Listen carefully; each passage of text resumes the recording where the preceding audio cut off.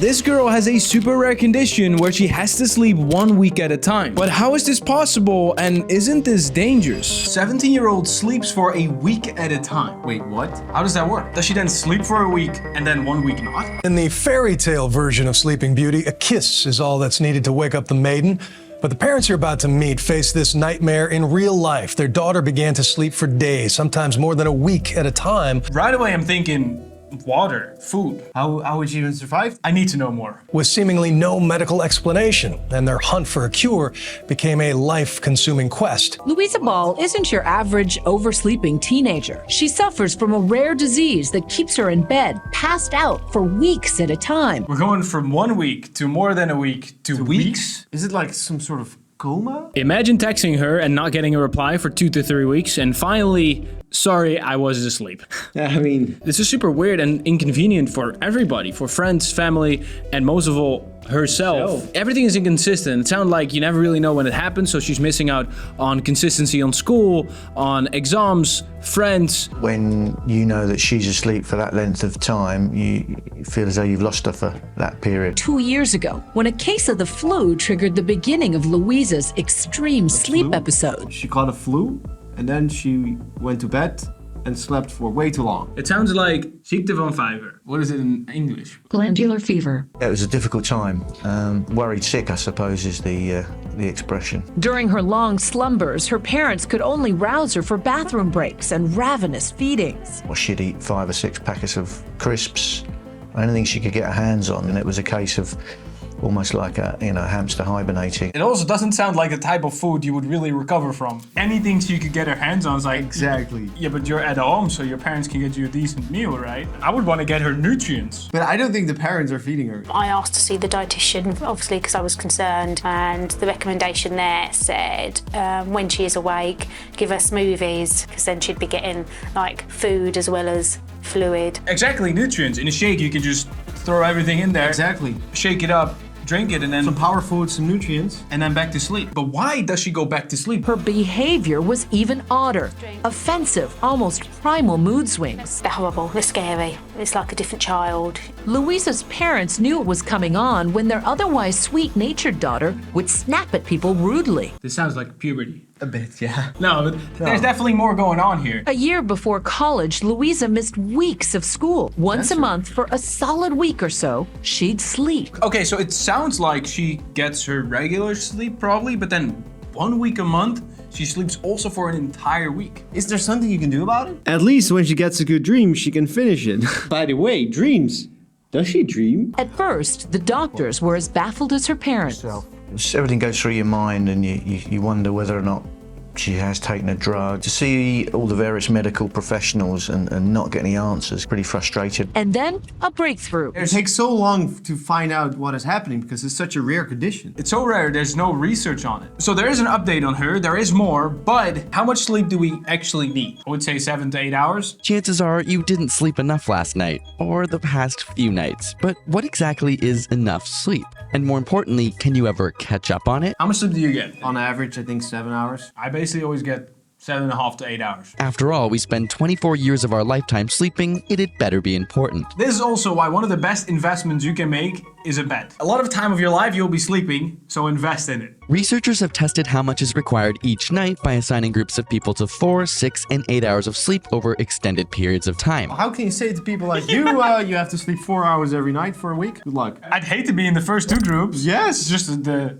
third group's like, sure. After 14 days, those with 8 hours of sleep exhibited few attention lapses or cognitive issues. However, those with 6 or 4 hours of sleep showed a steady decline. In fact, after only 2 weeks, the 6-hour group showed a similar reaction time to a person with a blood alcohol concentration of 0.1%, which is considered legally drunk. The 4-hour sleepers suffered even more, occasionally falling asleep during their cognitive tests. Brain function decreased day by day, almost linearly. Scientists have dubbed this cumulative effect as sleep debt. You would say like it would just like be down for some time and it would stay there, but it just keeps going down. So with 4 to 6 hours of sleep, if you would be doing this for a year, you would basically be brain dead. After a night or two of little sleep, studies show that the body and brain can fully recover with a few nights of good sleep. On the timescale of months to years, it's unknown whether brain function can be fully repaired or if it causes permanent damage. Chronic sleep deprivation, your sleepiness or how tired you feel does eventually level off, meaning that you become less and less aware of your objective impairment over time. Because that feels normal to you then, you feel fine, but you actually just forgot how optimally you can actually function with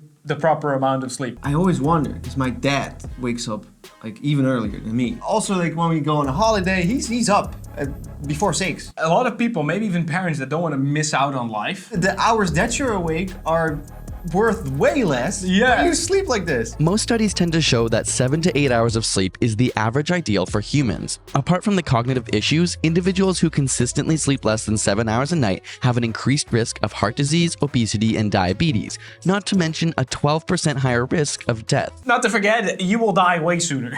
That's the biggest small side note. On the flip side, studies have shown that while sleeping more than 8 hours does not impair brain function, it also carries an increased risk of heart disease, obesity, and diabetes, and a 30% increased risk of mortality. What? Huh? What? There are a lot of people that sleep 9 hours and are perfectly healthy, actually more healthy than people that sleep less. While it's important to know the ideal average of 7 to 8 hours exists, let your body and brain help you figure out its own needs. So if you sleep for an entire week, do you then not sleep for an entire week? I don't think you can live without sleep for that long. What if you stopped sleeping? What if you stopped sleeping altogether? After your first sleepless night, your mesolimbic system becomes stimulated and dopamine runs rampant. And this may actually trigger some extra energy, motivation, positivity, and even sex drive. Sounds appealing, but it's a slippery slope. What is the longest you've been awake? I think the longest I've been awake is 32 hours. The sex drive was good. That really good. Like, 24 hours without sleep, you will already feel, because normally you only have like 16 hours of no sleep. Your brain slowly begins to shut off the regions responsible for planning and evaluating decisions, leading to more impulsive behavior. Once exhaustion sets in, you'll find yourself with slower reaction times and reduced perceptual and cognitive functions. After a day or two of no sleep, the body loses its ability to properly metabolize glucose, and the immune system stops working as well. It just stops in its entire. That means you will get sick right away. In some cases, 3 days of no sleep has led to hallucinations. We actually have a crazy friend. His name is called Ross Edgley. He is really good at swimming for a very long period of time. He just stays in the water, swims, doesn't sleep 70 hours straight. He probably recognized all these things, and he also started hallucinating. Studies have shown a direct correlation between sleep deprivation and a person's perceived beauty. That is to say, sleep-deprived individuals appeared less healthy and less attractive than when they were well rested. I have this thing where even if I sleep well, I just look chronically tired. The longest scientifically documented case of being awake was 264 hours or 11 days. And while they did develop problems with concentration, perception, and irritability, the surprising truth is that they suffered no serious long-term health effects. But there are limited studies, and this doesn't mean permanent damage couldn't be inflicted with more time. 264 hours is a lot. It's a lot. I wouldn't know. They could pay me anything, I wouldn't do it. So while lack of sleep won't necessarily kill you quickly, continual sleep deprivation will have a negative effect on your body. Sleep tight, but not too much. So for her, we hope she's definitely getting enough sleep and her body's actually using the sleep. But there's a breakthrough. We got referred eventually to a consultant in London. We went in there and the good news was that I think I know what's wrong with your daughter. And then the bad news is, but we know there's no cure. Louisa was diagnosed with Klein-Levin syndrome, an incurable autoimmune disorder that essentially triggers a reaction in a specific part of the brain.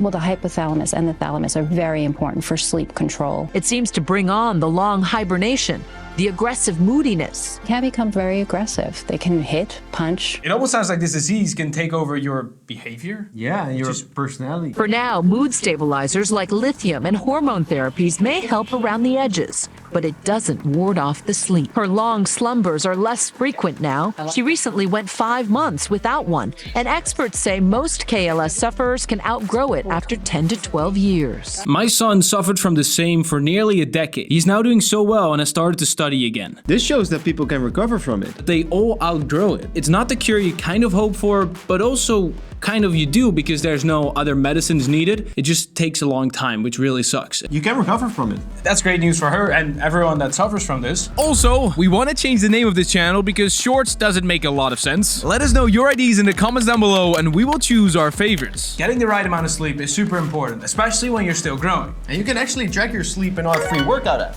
And also have free workout programs, diet, everything. Also, make sure to check out the original videos in the description below. In the last video, we talked about height. Can you do something about your height? Make sure to click here if you want to find out. And also, make sure to subscribe, switch link, and hit that bell. We'll see you in the next episode.